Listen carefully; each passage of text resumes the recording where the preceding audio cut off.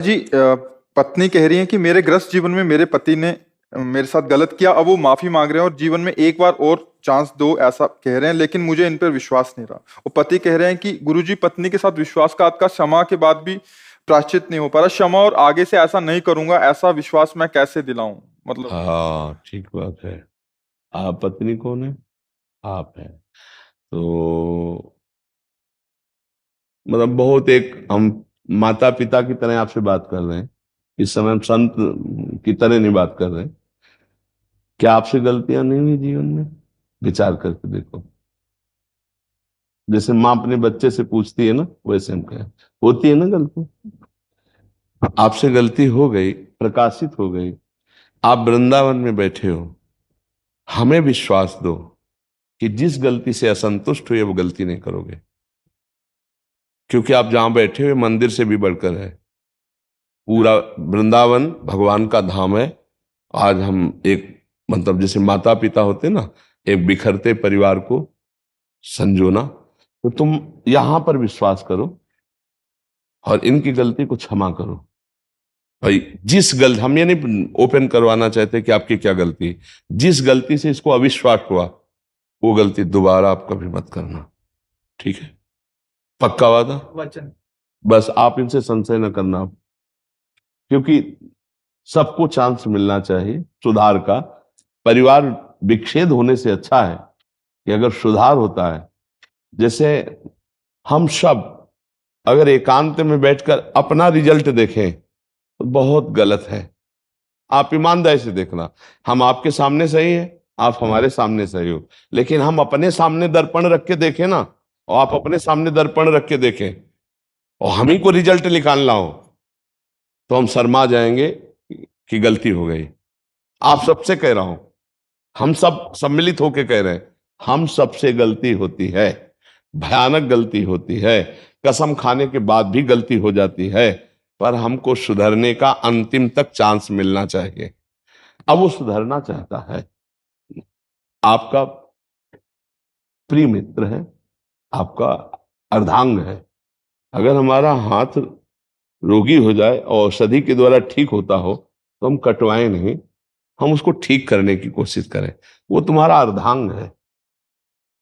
अब आपको चाहिए कि जब हम विश्वास उसको दिलवा रहे हैं, तो उसके लिए आप कभी विश्वासघात न करना। नहीं, इसकी जो दंड मिलेगा वो तुम झेल नहीं पाओगे।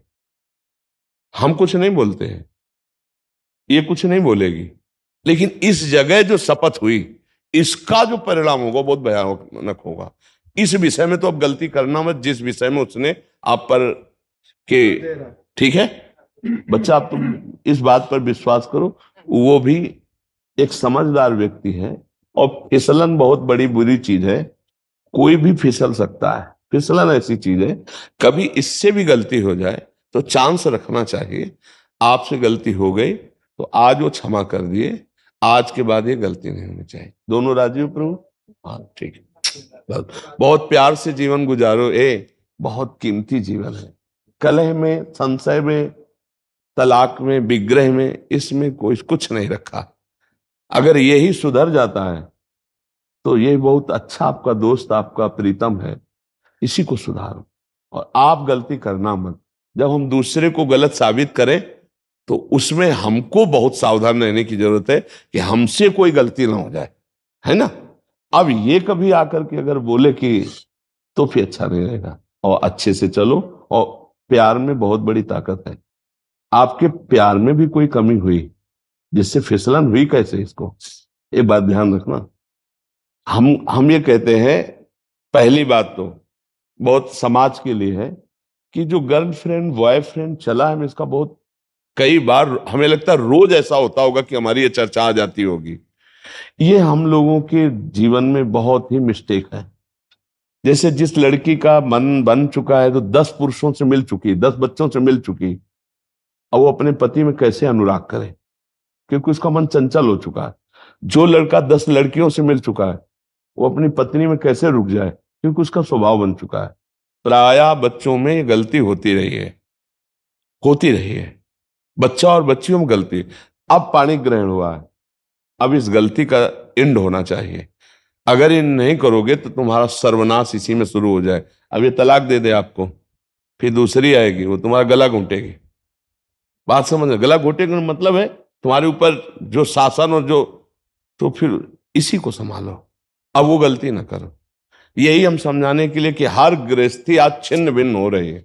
ये तो बहुत सुलझा हुआ परिवार है जो कम से कम संत समाज में आके अपनी समस्या रख रहा है।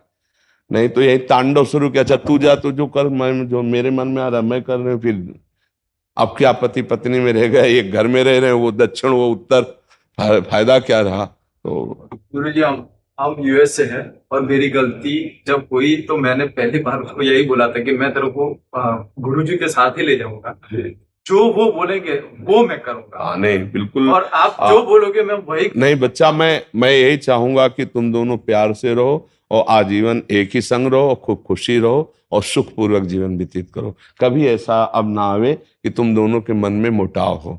प्यार में बहुत बड़ी ताकत है बच्चा, उसे प्यार दो। देखो शरीर कितने भी तुम देख लो, सब वही है बच्चा। प्यार में जो सुख है वो शरीरों में सुख नहीं है, चमड़ों में सुख नहीं है। तुमसे कोई अगर छल कपट करेगा ना तो वासना करेगा। और ये पत्नी है, ये तुम्हारे को प्यार करेगी, ये तुम्हारे बचाव पक्ष में रहेगी, ये तुम्हारे सुख पक्ष में रहेगी। सामने वाला केवल शोषण करने के लिए तुम्हें प्यार करेगा, बचाव पक्ष का नहीं। ये तुम्हारी पत्नी है। तुम्हें अब यही हम समझाने के लिए रोज सत्संग में एकांतिक में कहते हैं कि नए बच्चों, ये जो तुम आचरण कर रहे हो बहुत हानिकारक है, ये आगे चलकर तुमको विक्षेप में डाल देगा, क्योंकि स्वभाव हो चुका है। जैसे हमारा कई होटलों के पाने का स्वभाव हो ना अलग अलग, तो फिर घर की रसोई की सब्जी रोटी अच्छी नहीं लगती। ऐसे ही हमारा जब कई बॉयफ्रेंड गर्लफ्रेंड ना, तो फिर घर के पति में केवल तृप्ति नहीं होती है, पत्नी में तृप्ति, खुली बात है। वो मनमानी बेविचार और आचरणों में, ये क्या गृहस्थी है यार, क्या गृहस्थी है, क्या एक परिवार है, क्या इसका जुड़ाव है? अरे अगर हम एक घर में सुखी रहते हैं तो पति पत्नी प्यार से रहते हैं, बच्चों से प्यार, माता पिता से प्यार, पत्नी से प्यार, तो पूरा एक समुदाय जो है ना, नमक रोटी भी बैठ के खाएगा तो सुखपूर्वक रहेगा।